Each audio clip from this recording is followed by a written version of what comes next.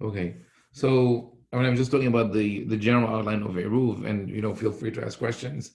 The the Gemara, we have a lot of wait, someone she's joined with an open mic. We have a lot of material in the Mishnah and the Gemara about Eruv, which seems disproportional, right? The majority of Masechet Shabbat deals with Eruvin, with carrying from one place to another, and all of Masechet Eruvin deals with that issue. The Talmud, in the discussion of the 39 Melachot, calls Eruv Melacha Gru'a, a lesser Melacha. And so the question is, why is it called lesser Melacha? We spoke about this, that this is the only Melacha where the object with which we're dealing has not changed by the Melacha. Only the location of the object has changed. So it's sort of an abstract concept to say that moving it from one place to another is a melacha. It's an imaginary, type of work.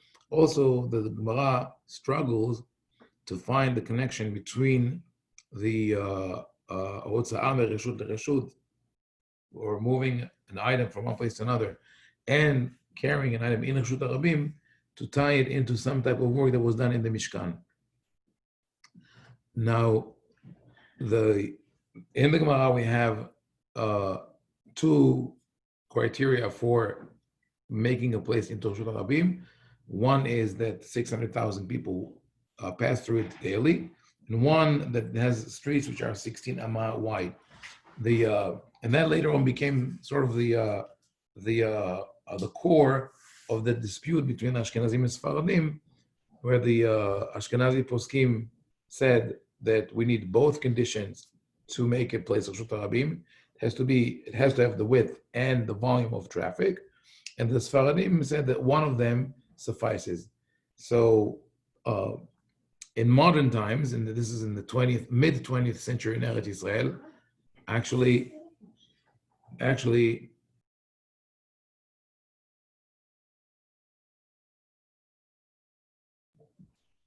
this is something that I remember as a child happening, that was part of the revolution of Rabbi Ovadia Yosef, who said that everybody should follow the Shulchan Aruch. So he denounced the Eruv that was in Yerushalayim. He said the Eruv does not work for Yerushalayim because it's a big city. There are more than 600,000 people, and there are wide streets. And said the Sephardim do not.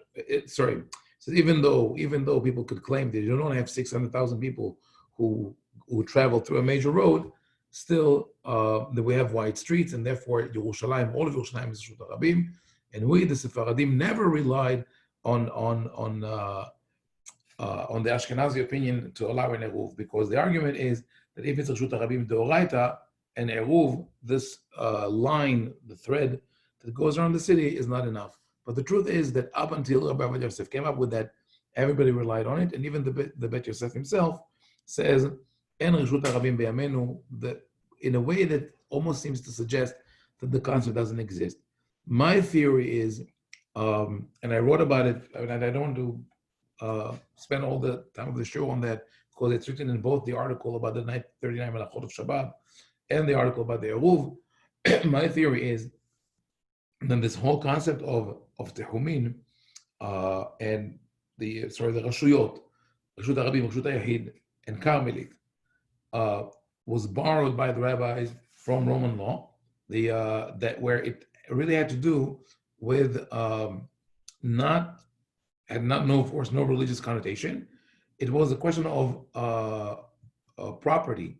Who's a proprietor of each domain? So the Romans had three types of roads: via publica, via privada, and via vecindaria. The public road, the private road, and the road of the vecindario, which is of the neighborhood, which sounds exactly like public road, Reshut Harabim, private road, Reshut Hayahid, and vecindaria is Carmelit, neither. And the only place where we find a definition of Reshut Harabim in terms of width is in the laws of damages and the laws of purchases, and not of acquisitions, and not regarding Shabbat.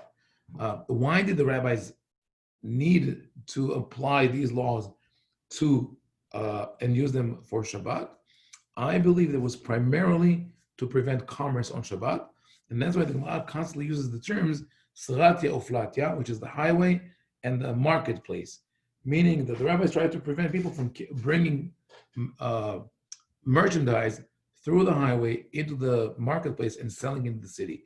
And a lot of the discussions, when you look at this, you realize that it has to do really with commercial activity.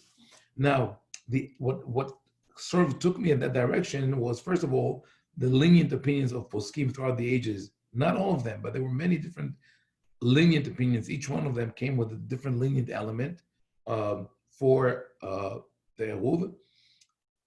And it's almost as if they felt that we must put this aside, which they don't do with any other melacha. But the first one is Resh Lakish, already appears in Talmud Yerushalmi. And Resh Lakish says that in order to have a real Reshut Arabim Doraita, you have to have an area that is completely flat, like flat lands, no hills, no inclines, no valleys. Where does he take it from? It says that when Mashiach comes, the Akov, that which is distorted, will become flat, and the high mountains will be flattened. Actually, it means they will turn into a hill. So he said it has to be like the desert. The desert is flat. Why such an extreme view? It seems as if the rabbis that have achieved their goal, people stopped doing commerce on Shabbat. Already in Mishnaic times, the campaign was very, very, very successful, both because of the Eruv and because they made money muktzeh.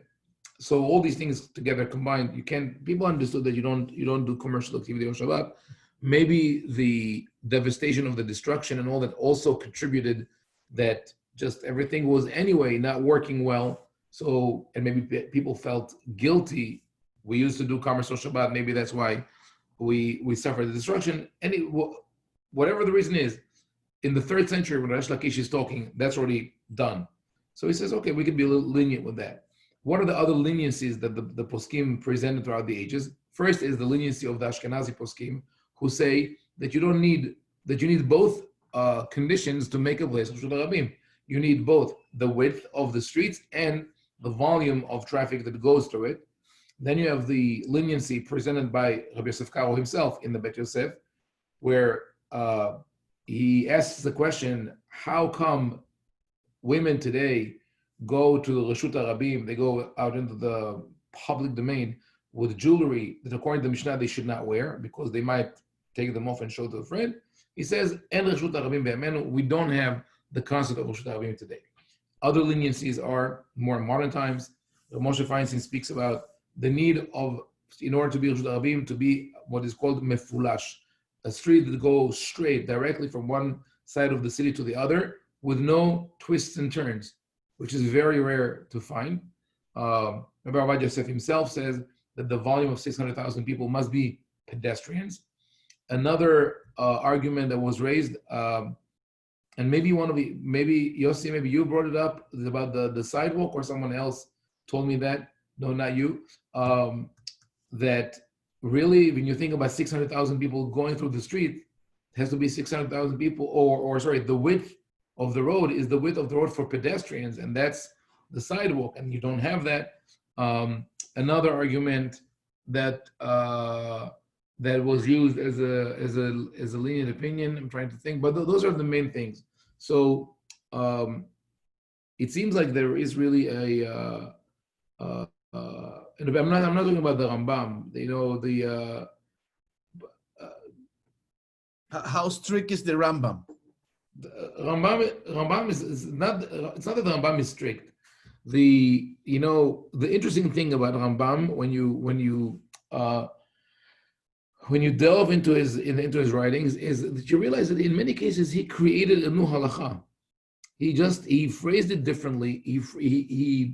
He framed it in the language of the Mishnah, and it seems, and we'll see when we talk about the electricity on Shabbat, what the Rambam did with Mevashel and Mavir and all that. So in many cases, it's his opinion, and we're allowed to disagree with Maimonides. I think my mind is strict on you have to one condition is enough to make it Reshut Harabim, and then it's not nitar betzurat hapeta. Then the fictitious line is not enough. You have to do dlatayim ubria. You have to have a wall with doors and all that. We're talking about modern times. The latest leniency, which for me is the sort of like the panacea that solves all the problems. If you have any doubts, is that of Rabbi Yosef Mesas. He wrote in the 50s. He says, with all due respect to the Eruv, people still do things that are not allowed, and he says, let's go with the statement of the Bet Yosef, right? Everybody says we follow Shulchan Aruch, we follow Bet Yosef. It's also written by Rabbi Yosef Karo. If it says En Reshut Harabim B'Yamenu, that means En Karmelit B'Yamenu, because Karmelit was only created by the rabbis as a buffer zone between Reshut Harabim, Reshut Yahid, the public domain, and the private domain.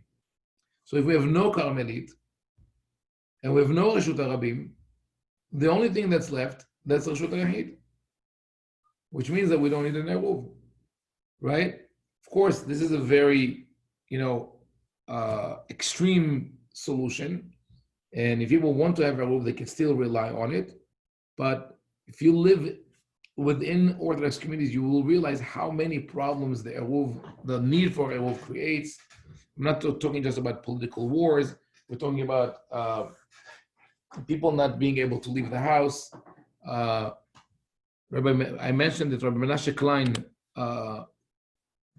the author of Mishneh Halachot, writes that he had a Hasidic woman from Borough Park come to him, and she said that she's not going to have any more children because she can't bear staying home with the baby and not being able to go out. And he was so upset. He bashes those who are against relying on the more lenient means to put it in the Eruv. He say, look what you're doing. You're causing this, people to not have children. There are also problems when there's a storm, the Eruv falls, people don't know if it's on or not. Sometimes they put themselves in danger, walking, let's say, elderly people walking without a cane or without glasses and so on. And of course, there's the issue of the cost, millions of dollars that really it's very hard to tell how much money is invested in the Eruv. I tried to gather data. It's almost impossible. They don't tell you the real prices. All I know, besides a couple of Eruv websites that put maybe the right information, I know from the Eruv in Brooklyn that in Flatbush area that was put together by a Sephardic synagogue and a couple other people, that they had to raise like $30 million a year. But it's really a shame that we have to, when there's a halachic solution, that you have to waste, to spend so much money on that when you could give it to people who need it for education. I know people whose kids were kicked out of school because they couldn't afford to pay tuition, ended up marrying non-Jews, completely like abandoning tradition. Really, we should have a balance there of like what is important, what's not, if the halachic solution is there. So that's my opinion. That's why I don't want to delve too much into the halachot of Eruv, because I say if you have an Eruv, good, rely on the Vad who put it there. If you don't, and you're in a place you're not sure there's an Eruv or not, if you could, I would say, again, it depends on how the community feels. If you know that they're going to stone you if they see you carrying a cup of coffee, so don't. But put it in a way that is invisible. Key, at least you could do. Okay. Any questions about Eruv, and then I want to touch all the things that are not really mentioned. Yes. They increase that also increased the prices of the house. Yes, for sure. Yes, but that's what I meant also. Yes, the housing goes up because you have to live near the shul. Near the shul. Yes, Israel. Couple questions. Yeah. So if this reshut is not a reshut Harabim, what is it called? It's Reshut Yahid. It's Yahid, but there's people there. It's not really a private domain per se. No. So what Rabbi Mesas wants to say, that it's not Reshut Harabim in its biblical definition. Right. So the Reshut Harabim where you need an Eruv is Reshut Harabim in its biblical definition. He says this we don't have today.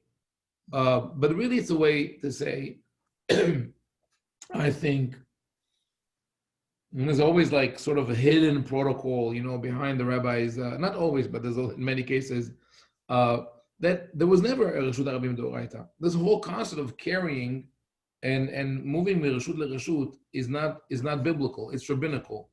So it's almost saying, okay, the rabbis made a decree. The decree doesn't apply today. Why? Because we're good people. Frum people don't do commerce on Shabbat, right? And you know what? Even most of the non-frum people don't do commerce. We're in a society where everybody, rests on Shabbat. But to see people, someone asked, why would people go without glasses on Shabbat? Because I know of some people who are afraid maybe my glasses will fall off and I'll pick them up, right? People they have to go to the other side of town and they don't use bicycle because it's forbidden, right? They don't rely on the Ben Ish Chai, and they'll go in the heat without a bottle of water. That's endangering your life. Like you say, oh, don't go. What if they have to go visit someone who's sick? So there are a lot of situations like that.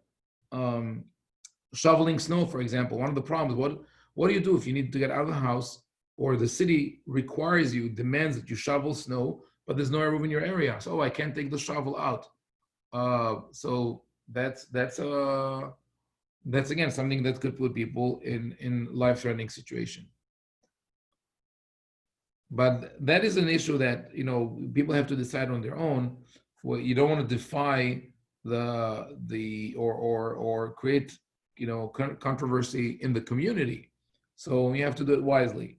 I can just tell you that in Brooklyn, when I lived there, within the Syrian community, the Sephardic community, it was very interesting because the Sephardic community, the Syrian community, sort of accepted they're more lenient, which for me is strict, right? But the more logical approach that we do rely on the Eruv, even though New York is a big city, a string around the city is enough, or the telephone poles, whatever, because there are no streets that run from one side to the city to the other. Even Ocean Parkway, which is sort of like the main highway, twists and turns, and also it is blocked once a year for the marathon. So there's no, it's not really a thoroughfare. It's like the Alot.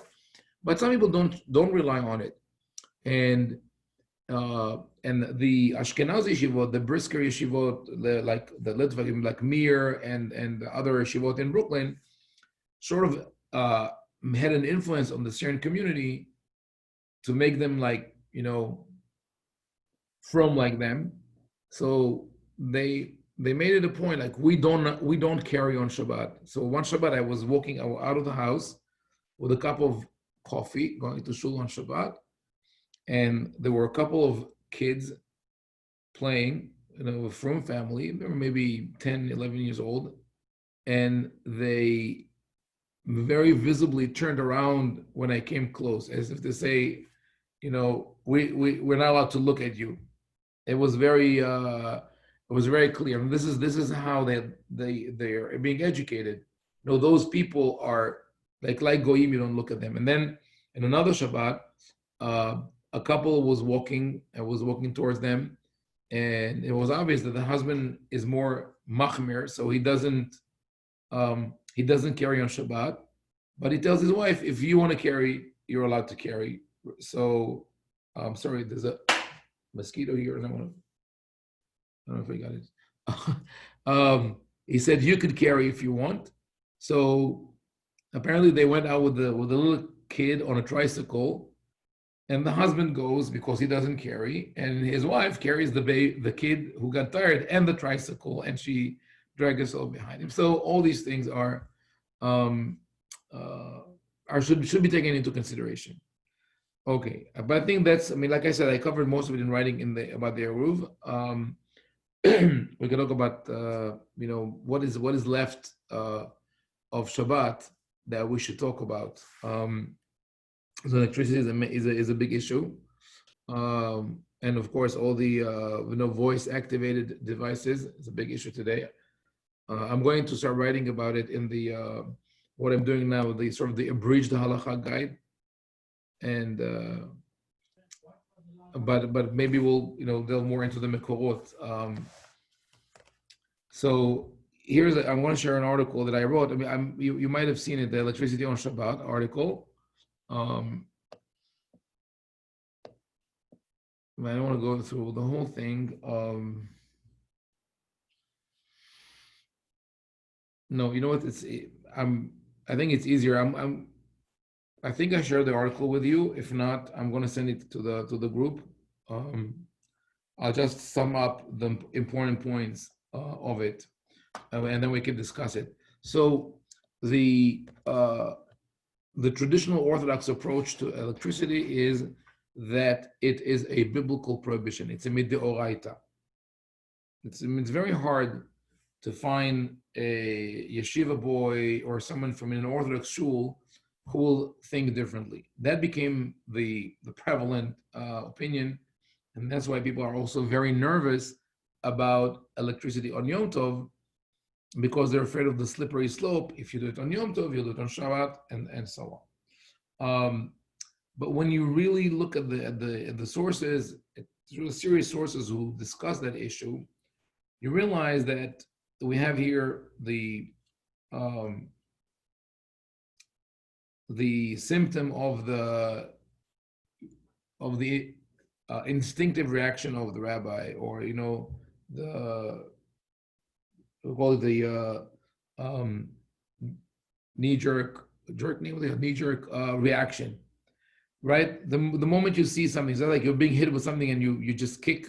That's it. The rabbis saw how devices are powered by electricity, and they felt that this is not allowed on Shabbat. So first they determined it's forbidden, it's midoraita, and then they went to look for the reason. It's very similar. Maybe a good analogy is the story of the Mekoshesh Etzim in the Torah, where first they captured the guy who was gathering wood, and they didn't know what to do with him. They felt it's wrong, but which I'm still trying to figure out. I think the only reasonable way to explain it is that he was actually trimming trees, which is like harvesting to make fire. But in any case, the rabbis reacted instinctively to say that electricity is forbidden on Shabbat, and they came up with three explanations. One is you start a fire. The other one is you are doing construction, boneh, because you're completing a circuit. And the third is that it's makeh patish, which is the penultimate melacha. And as I wrote in the article on 39 melachot, it's a very versatile melacha. They dumped on it like 40, 50 different things, like almost, if anything you feel that you can't do on Shabbat and you don't know why, just say it's makeh patish, right? And it will be there. So let's start from the end. Why can't it be makeh patish? Because makeh patish is a one-time act. Even with all the halachic discussions around it, a lot of them are hyped, because in reality, the makeh patish, in the way that is described in halacha, is the finishing act for a product. You could do it only once. If you have a suit with whether the pockets are sewn, or as they used to, the sleeves were connected, you can't wear it. You cut it, that's the finishing act. You're not going to sew it again and separate it. So anything that happens in a cycle, you turn it on and off, is not makeh patish. That's one.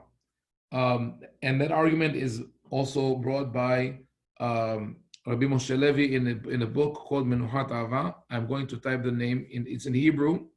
If you read Hebrew and you don't know, and you didn't read the book, you didn't study the book, I highly recommend it. Is strict on many issues, but in the body of the text, but this commentary is very, very well organized and logical, and he's honest. So you could see more in the commentary, especially in this discussion about electricity. He knocks out completely the approach of the Chazon Ish, which is the one I'm mentioning now. So he says, not makeh patish, it can be. Construction also, it's not really construction. You're not building anything, right? Anyone who knows anything about electricity will tell you, we're not constructing. I mean, electricity could flow even without the two metal parts, the last two metal parts touching each other, because there's induction.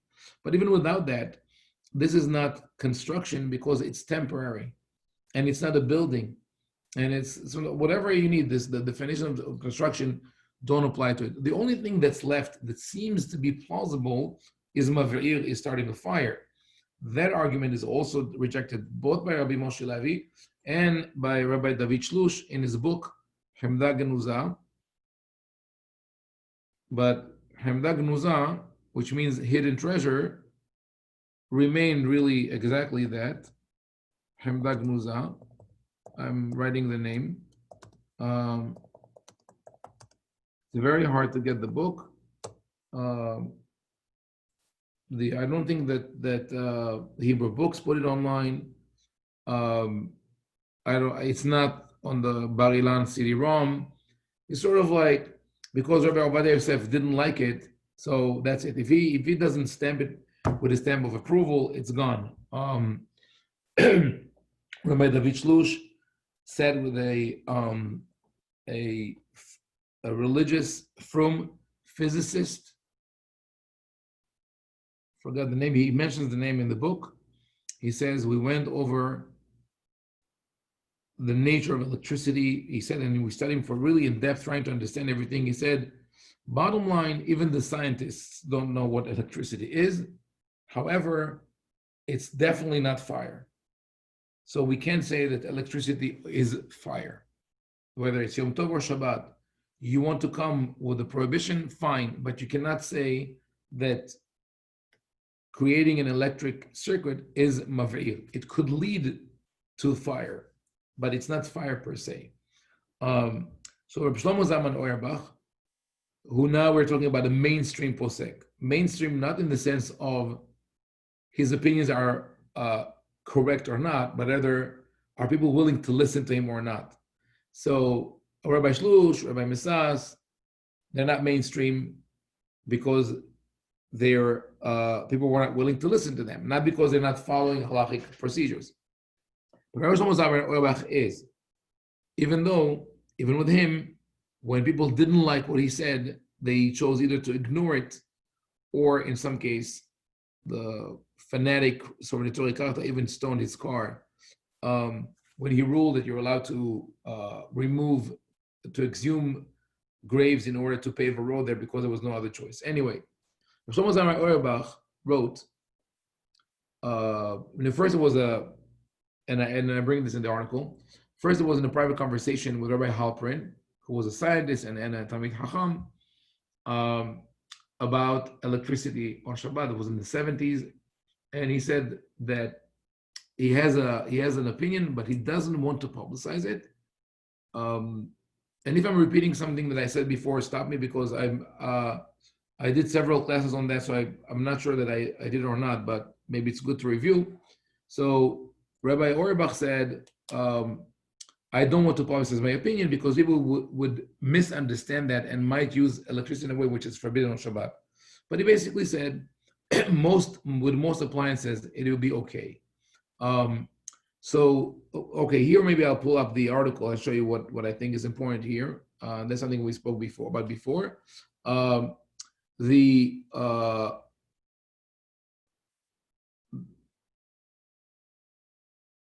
So Rabbi Halperin explains the opinion of Rabbi Auerbach. It is well known the great scholars disagreed on the halacha of completing electricity on Shabbat. According to Chazon Ish, it's a prohibition.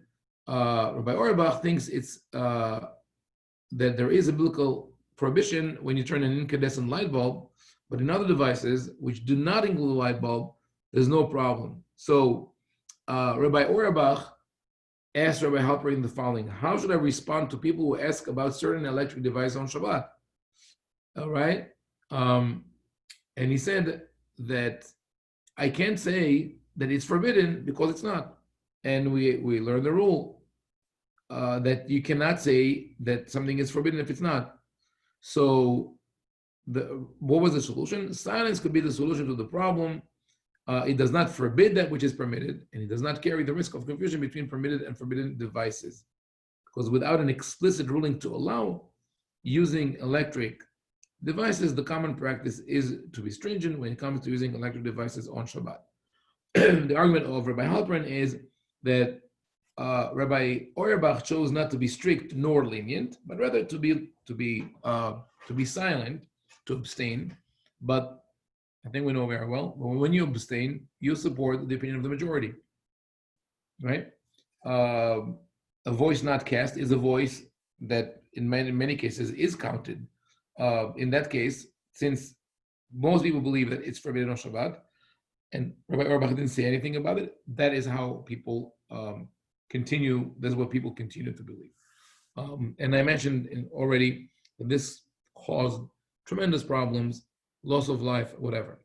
So now Rabbi Auerbach argues that it does. Right. I agree with Shana. The common practice remains only as people don't learn otherwise. But then people say, why are you teaching that to the people? Keep them as they are.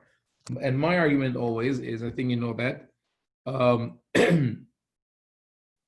that's the problem with not seeing people outside our scope, right? We are quite a diverse group, but still we all care about observing Shabbat and observing the mitzvot. Maybe if you extend it 1 degree further to the people that we know, then you'll find greater diversity. But when you talk about the poskim who write this halacha, their group is not diverse, and even when you go 1 degree further, that group is not diverse either. God willing, next week at this time, no, it won't be at this time. It'll be 4 p.m. my time. I'll be at Yossi's house in LA giving a class on analogy in halacha, and it touches upon that on really how rabbis sometimes make halachic decisions based on instinct and intuition and analogy that is not based in logic. We'll record it. Hopefully, we'll do it on Zoom, but it'll be on Pacific time. But in any case, going back to this issue, so Rabbi Auerbach said that only turning on an incandescent light bulb is like mav'ir, and also when you generate heat, etc. So the incandescent light bulb I wrote in at length in the article, showing that it can't be. It's not called mav'ir, really, because it doesn't burn. That's why it's called incandescent. It's like it doesn't burn. And also the concept of cooking that some people want to apply to metal doesn't apply to it, because like makebe patish, cooking with metal is a one-time, it's tempering, it's a one-time process. It's not a repeatable process, especially with the tungsten wire. You'll read how you have to heat it up to thousands of degrees. That's not something that we do at home. So what remains is generating heat in a way which will allow us to cook, which is the end result is forbidden. And the question, even if generating heat by itself through electricity, is a biblical prohibition. And that is something that it's another concept that everybody seems to think is a biblical concept. Of course, you cannot generate heat, but really it's not. The whole idea of generating heat is only mentioned regarding putting food in things that could heat it up before Shabbat. So it's only generation of heat for the purpose of cooking. So the bottom line is, and again I say read the article and see all the arguments. The bottom line is that with most things, probably the use of electricity on Shabbat is not a problem. What is the problem? So of course there is a problem. The problem is the spirit of Shabbat. The problem is what will be the nature of our Shabbat, and that's, of course, it's very dangerous. It's very scary. But I think that people should know the halacha, and we should trust people's common sense to know how to use it. Yes, there could be a shift in this direction or the other, but after a while, I think people will find the right path, the right balance of what I do and what I don't do. But this is something that has to be accepted. I think that most people will still be shocked to think of something like that. But when you are in a situation where you have no other choice, let's say If you travel and you stay in a hotel, you look for a second, third, fourth floor, maybe, right? When you live in a high riser, in a high rise in New York, and this is the apartment that you have. It's on the 28th floor. You might take the steps down. You're going to ask the doorman to get you the elevator, but your elbow is going to be used once in a while. I know from people, that this happens. Sort of like they're being pushed into a certain situation. But that is really a huge question in terms of like how do we balance the halakha, practical halakha, with the public opinion and the public feeling about that. So that is, I think this is where we have the great fear of the rabbis, because you can't control everything. This is it's so ubiquitous that it will be hard to draw the line. What do we do? What do we don't do? So maybe the solution is that it doesn't start in the public place. It starts in the private space. You know that you're not going to use iPads, iPhones, computers, etc. You're not going to use the oven. You're not going to use anything for cooking. If you're stuck with the heat or AC that is not working and you're miserable, if there's light in the fridge, don't kill yourself on Shabbat. I'm sure people have questions and comments on that. This is a heavy issue, and so let's do this, and then I'll talk a little bit about voice-activated devices and motion sensors and all that.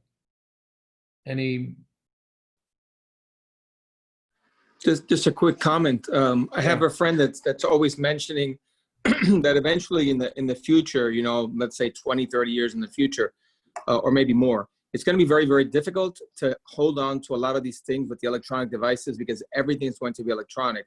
Recently, I went to a hotel, and the way to open the room is through your phone.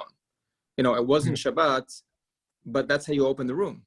And so what do? You won't be able to leave the room. You're going to have retinal scans. You're going to have, a fingerprint or thumbprints to open your door. Eventually, they're available already.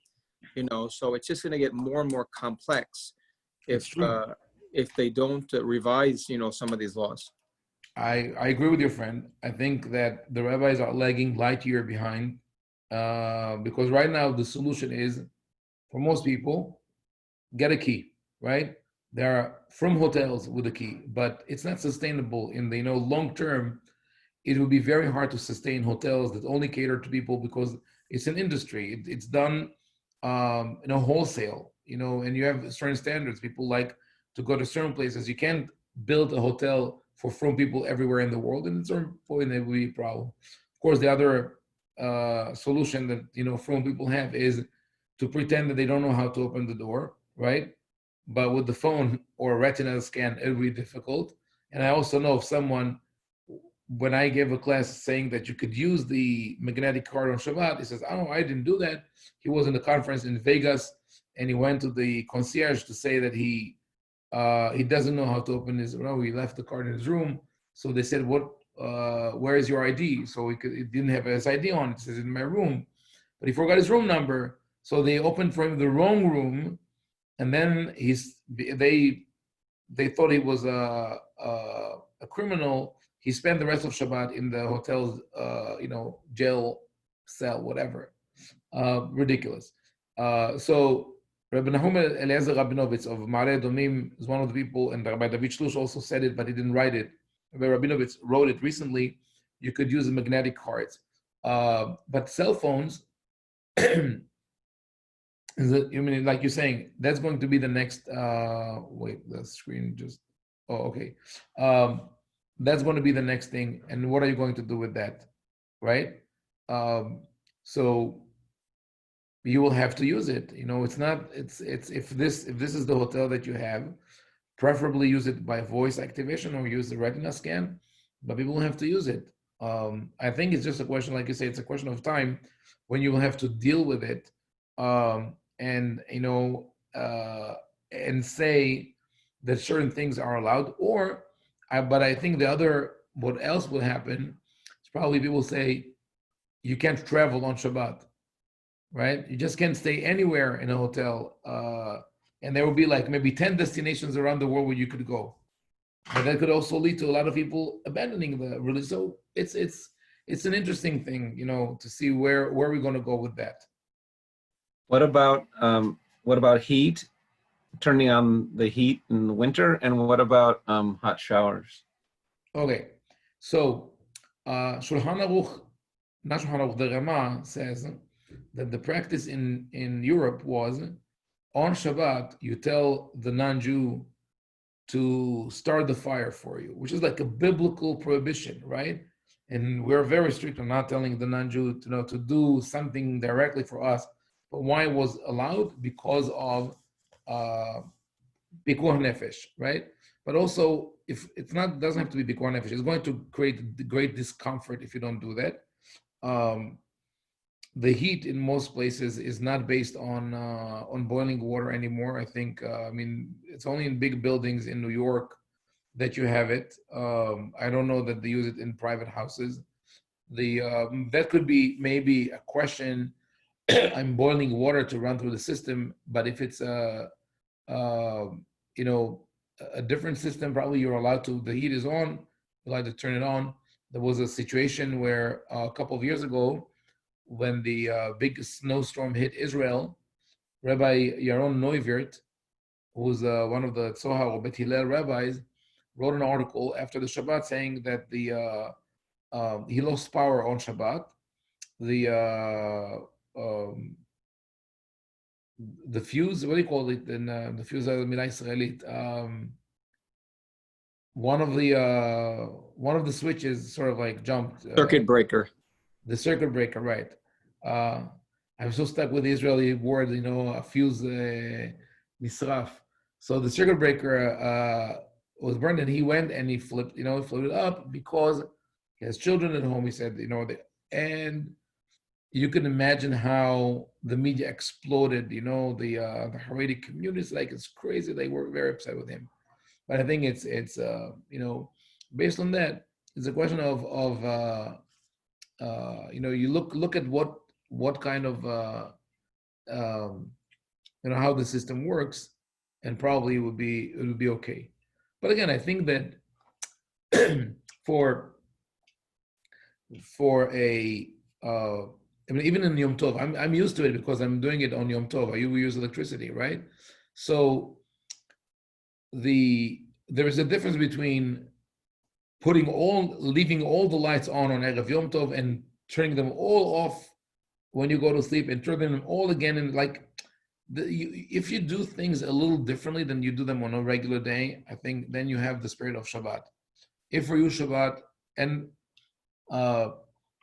you just do everything regularly, that will be a problem. So, and I think that's where the great fear is, because the rabbis or the establishment, they feel that they have to tell you everything. Like Shane asked, do we define Shabbat, but the things we can't do? Yes, that's part of the definition. We avoid certain things.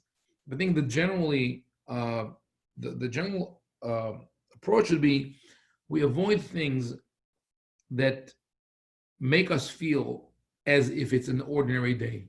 And they could differ from one person to another. Of course, there's certain boundaries that we don't cross that will be common for all, but it's very hard to define it for everyone. And I give you an example that has nothing to do with electricity.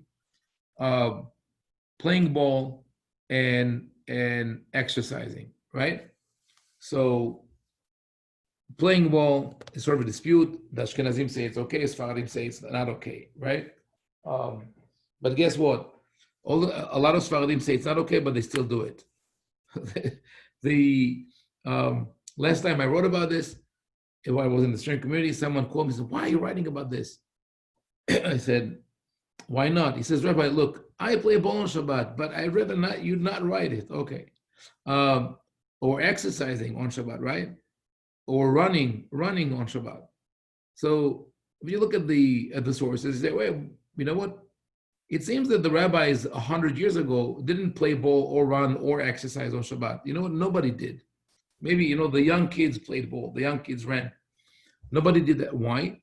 Because they worked physically. Let's go maybe 150 years ago.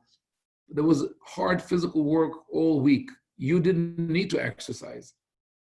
So if a normal person a normal shulgoer, congregant from the 16th century or from the first century would come into a modern house on Shabbat, and we'll see that the Baal Habayit, a friend of mine who's a doctor and rabbi, and a Talmid Chacham, right? Before going to shul, he's exercising and lifting weights, and all this. You're crazy. This is Onek Shabbat. You're like, I worked all week. Yeah, but I didn't work all week. This is my Onek Shabbat. Now, another example. This is really Rabbi, before you continue, this past week, there was a something in the news in Israel about a young girl that she's a prodigy playing ping pong, and she could not go to the finals, world finals, because they were gonna be done on Shabbat, and so everybody was like, the news was like mixed feelings, right? Yeah. So what about a case like that? So that's a classic case of like the spirit of Shabbat. She could have gone, she could have participated, but and it wouldn't even fall into the category of playing ball on Shabbat because it's not a ball. The ball that the rabbi spoke about was made of pigskin and or more pig intestines, and that's why they said you can't play with it on Shabbat because it's muktzah, because disgusting. But so I'll tell you a case that will explain it to you, in a different way. Family in my neighborhood here has a son who went to yeshiva, and then he dropped out of yeshiva and went to modern school. We had a lot of resentment towards religion, the way they impose it on him in school. His parents trying to bring him up in the way more keep him within the faith and all that, and they're doing a good job. They go to a Young Israel shul. The kid is an expert. He does taekwondo. He competes nationally, and his father is very invested in him, and he takes him to competitions. Even when a competition is on Shabbat, he would take him. They stay by the hotel. They stay in a hotel nearby. They walk over, and all is good. Last year, and for this kid, it's an important thing. This is for him, is his life. If anything keeps him in school, with the family, with learning, with the faith, this is it. Then it came to the national competitions, and one of the tests was breaking a wooden board. And the father got concerned, and he asked the rabbi of Young Israel. The rabbi didn't answer for like 8 months, and then he said, no, you can't do it. The father says, why? He says, I'm going to ask a posek in Israel. And he asked the posek in Israel, and the posek wrote back, and he said, he didn't really give a reason why you couldn't do that. And eventually, he just said, if the kid wants to do karate, which the mother got very upset. She says, he didn't even understand the question. It's taekwondo, it's not karate. He says he could do it somewhere else. And it'd be a nice story in the local Jewish magazine if they would write, the Kiddush Hashem, the kid didn't go. Right? That's a mentality. The mother got really upset because it's not, he thinks the kids he wants attention. He wants that people will write about him and say, no, he really wants to do it. That's his life. She asked me, and I said, listen, before you ask me, go tell your rabbi that you're consulting somewhere else because it's not going to go down well. They said, don't worry. Okay, I gave them my opinion. I gave them the sources. I said with the father, because he went and brought all the books in English, the 39 melachot, with all the explanations. I took him to all the references that the other rabbis mentioned, and I showed him there's nothing there, because when we talk about cutting a board or a piece of wood on Shabbat, it has to be to measure with tools for construction. You don't call a taekwondo prodigy to break the father is an engineer, so he understood it well. I said, if you have a project, you don't want someone to break boards with the taekwondo for you to use in your constructions 100%. But I left the decision to them, and eventually they went and they played, and the kid was thrilled, was very happy. It solved a lot of problems for the family. Unfortunately, the next time the father went to shul, the rabbi shamed him publicly, yelled at him. That's after he was there for 20 years supporting the rabbis and everything. Says, I don't want to see you in my shul anymore. So that's problem. I hope I mean, I didn't really answer the question. I just illustrated the problem. We have a problem that not related to Shabbat. I want to mention that because this is something that I run into all the time. I ran into more when I was a shul rabbi. A friend of mine here is organizing a trip to Israel next Thanksgiving, and he wants to be a little different, not what they call the bells and whistles tour. He wants to be more down to earth to get to know real Israel, the Haredi community, the Arab community, whatever, everything.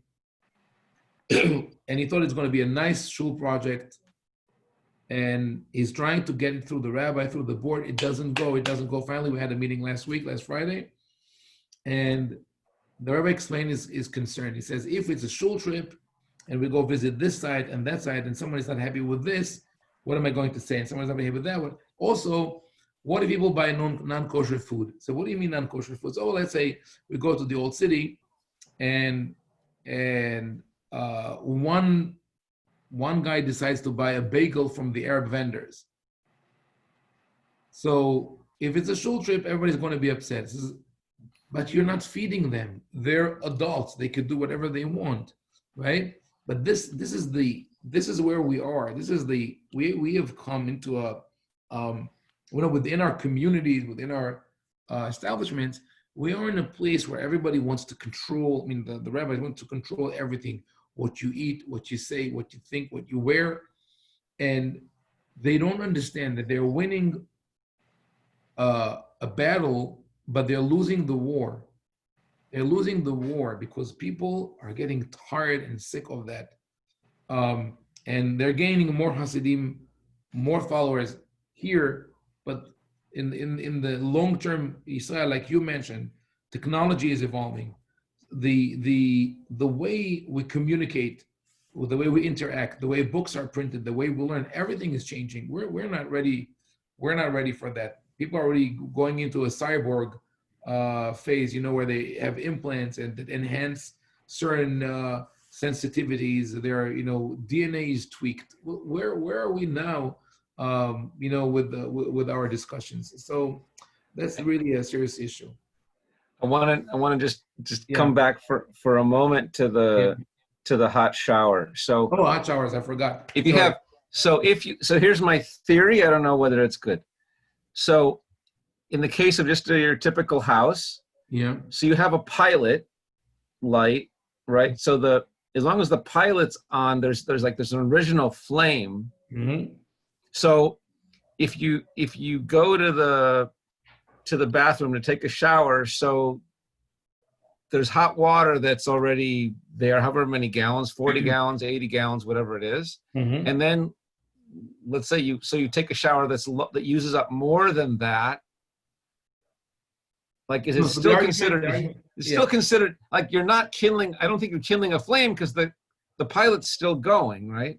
I don't think. So, I mean, you're heating more water, but right. So the concern is really what people bring up. First of all, the best solution is to get a solar heater, because that is called Toladat Hama. It's indirectly by solar power, and Rabbi Ovadia says this is lechatchila you could use. But what people say is a problem, really, more than the pilot going, because not necessarily it's going to start, is that, and this is sort of an axiom. Everybody knows it's forbidden, right? Why? Because when you take hot water from the tank, cold water comes in, right? And that water heats up, right? Let me tell you what is the flaw with this. I mean, this is the problem. They say it's mevashel. You are now cooking the water, the cold water that came into the boiler. Now, what is the flaw with this argument?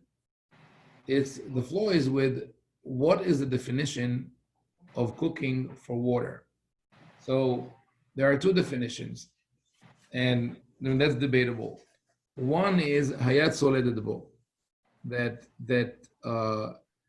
is really sort of subjective. When you touch it, you recoil. That's hayat solededbo. That's really what it means. That when you touch it, you go back, right? Most boilers don't get to this setting. The boiler in my house, I know because I checked, there's a big warning sign on the boiler, and I cannot change the setting. If I want to change the setting, I have to get a plumber to do that, and it's almost like you have to sign a consent form, to like a waiver that you're not going to sue the boiler company for putting on greater heat. So you really can get the water to this temperature, but the bigger problem is this: how do you cook water? What Rambam says that cooking, his definition of mevashel is that you take a soft object and make it hard, or vice versa, right? Now, so to make that in water, you have to boil the water and make them vapor. Otherwise, you didn't change them. Now, when you cook food, the food doesn't have to boil, doesn't have to become, vapor, but you could say it's now, you've changed the status of food from, let's say, a raw zucchini to a cooked zucchini. What is for us really the label or the marker that we can attach to water to say now the water is cooked? I think that it's the boiling point. If it's not boiling, it does not change, because the only thing that changes in water when we cook it, right, or boil it, is that it's now, it's the boiling point, kills germs and whatever other pollutants could be in the water. So your water that comes into the tank don't get to this point, not of Rabbi. Yes, Michael. I am sorry to interrupt. I think the water, I think it's basically impossible to cook water. And first of all, the whole purpose of cooking is for you to consume. Okay, right. Water can be consumed warm, let's say, if you want to look at it that way, or cold. Right. Then the other thing is that once you cook something, it's true. So you can't. So water is a constant circle. You can make it steam, and then you can make it go back, and the status always returns to the original. Something that is important. You're saying that water in general, any water that we have now, has already been boiled in the past. Well, if you look at volcanic eruptions, if you look at some water, I understand, but this is like, in somewhere in history, 10,000 years ago, someone boiled this. But even besides that, you can temporarily change the state. No, but I agree. I think that the real answer here is like you said, you could drink water cold or warm, so you're not cooking it for the purpose of consumption. Rather, what you make the change is in the quality of the water, but that only happens once, and that doesn't happen with boiler water, right? I don't think that. I think actually I know as a fact that in places where they tell you don't drink the water, right? They tell you to boil them. Nobody says don't drink cold water, but it's okay to use hot tap water, right? Yeah, but also you have the case that when you do, let's say for example, if you were to make steam, it's not a permanent thing. That's also a thing when you cook something. If I cook a piece of meat, I'm never gonna make it go back it's to irreversible. Yeah, I agree. Yeah, I'm saying even if you go with this argument, you're right. Even if you go with this argument, let's say that making water steam and it stays steam is a problem. We don't make it into steam. So that was my argument. Anyway, so I don't think it's a problem. In terms of what what is mentioned in halakha, that one should not wash his whole body with on Shabbat, even if the water was heated before Shabbat. The answer to that is actually, I think, if I'm not wrong, that I saw in a psak by Rabbi Ovadia Yosef. He says a shower is not considered your whole body, because it's only part of your body. Even if it covers, the stream covers your whole body, but it's not. It's whole body means immersion of your body in a bath. So, especially in a warmer climate, Santa Barbara is a little colder, but So the piece about the not kindling, am I right about that piece? Yeah, if it happens, it's indirect. It's indirect. Right. Yeah. Okay. Yeah. Okay.